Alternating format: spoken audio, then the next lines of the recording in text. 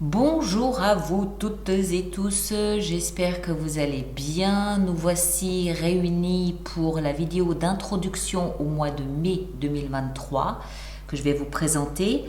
Évidemment, comme d'habitude, j'ai pas fini toutes les lectures, mais j'en ai fait pas mal, ce qui permet de laisser entrevoir un petit peu l'énergie globale de ce mois de mai, et ça va être croustillant, croyez-moi. Alors, déjà, dans un premier temps, les jeux utilisés.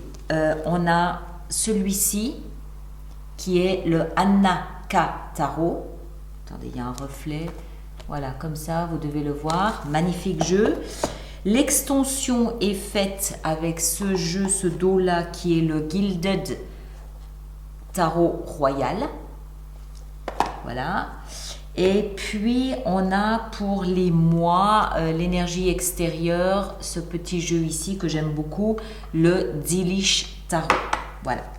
Alors, ça, c'est fait, on peut basculer. Alors, parlons de ce mois de mai. Le mois de mai, il va tourner beaucoup autour de nos émotions. Il va nous obliger à redéfinir un petit peu nos émotions. Je vous lis les 2-3 choses que j'ai notées. On va porter un nouveau regard sur nos émotions et sur ce qu'est une émotion et sur comment nous exprimons nos émotions. Je vous explique après pourquoi. Le Sagittaire répare une injustice émotionnelle. Le Bélier fait évoluer son langage émotionnel. Le Cancer, lui, va voyager durant ce mois de mai entre deux sphères un peu inconfortables, l'inconscient et le conscient. D'accord?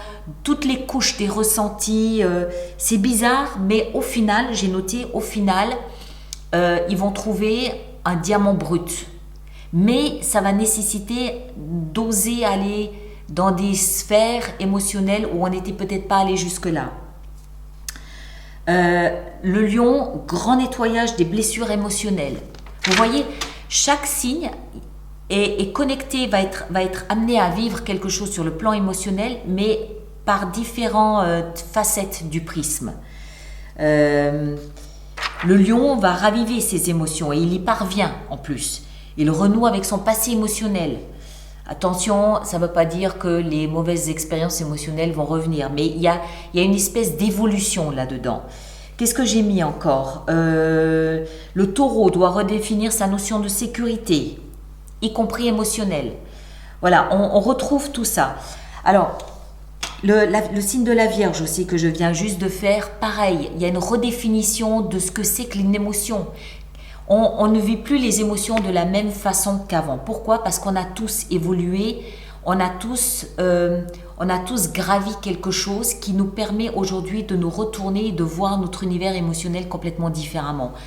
Moi, ce que je ressens par rapport à ce mois de mai, je vais vous le décrire comme je le ressens. C'est un petit peu comme si les mois de mars et avril, on avait été poussé par la vie à sauter d'une berge à une autre. Symboliquement, sauter d'une berge à une autre. Ce mois de mai, on retombe avec beaucoup de souplesse sur nos pattes, on va se retourner et on va se dire « Waouh, j'ai fait ça !» En fait, quand on est dans l'action, c'était encore une fois mars-avril, quand on est dans l'action, on ne mesure pas l'action qui est en train de se jouer. C'est une fois qu'on est de l'autre côté qu'on peut mesurer ce qu'on a fait et d'où on vient. Et ce constat se fait surtout, voire même exclusivement, sur le plan émotionnel. Alors, ça ne veut pas dire que nos relations vont cesser. Non, c'est pas ça. C'est la structure, le cadre de nos émotions qui évolue. Notre façon d'exprimer, notre façon de vivre, d'accueillir, d'accepter, d'échanger au niveau émotionnel. C'est tout ça on va se dire « Waouh, j'ai fait un bond, il y a une évolution mais énorme ». C'est un mois qui est important, le mois de mai, au niveau de cette prise de conscience de ce qu'on a fait. On est dans une nouvelle réalité. Qu'on le veuille, qu'on l'accepte ou pas, peu importe. On est dans une nouvelle réalité et cette nouvelle réalité, on va la découvrir petit à petit durant ce mois de mai. Et ça porte essentiellement sur notre univers émotionnel. C'est ma lecture. Voilà. Voilà. On peut ne pas être d'accord, pas de problème, ça peut être un sujet à débattre, pas de souci, je peux l'entendre. Encore une fois, chaque signe va l'aborder sous un angle différent en fonction de sa personnalité, de ses caractéristiques. Et puis, chaque personne de ce signe va le vivre aussi différemment, forcément. Ça dépend de la façon que vous avez d'évoluer dans la vie et là où on en est dans son évolution. C'est pour ça que je vous recommande de synthétiser votre lecture avec votre signe ascendant et votre signe lunaire surtout parce que c'est la façon qu'on a de vivre nos émotions et ça fait quelque chose, ça donne une lecture plus personnalisée évidemment. Voilà mes chers, donc ces vidéos seront en ligne comme d'habitude le 25 du mois. Et puis merci comme d'habitude de bien vouloir partager vos expériences sur YouTube pour les autres personnes de votre signe. Je vous rappelle les extensions qui sont dans la boutique alice-nicolas.com et ceux qui vont régulièrement acheter des extensions, il y a des abonnements qui réduisent le prix des extensions. Toutes les informations sont dans la rubrique abonnement du site internet. En dehors de ça, on se retrouve pour ceux qui me rejoignent pour l'atelier virtuel le 17 mai. Toutes les informations seront sur le site internet et les autres réseaux sociaux.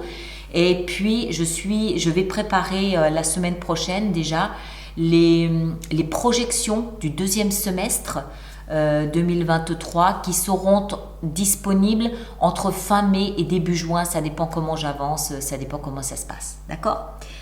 Voilà, j'espère que j'ai tout dit, je pense. En attendant, portez-vous bien, passez un excellent mois de mai et à très bientôt. Merci beaucoup.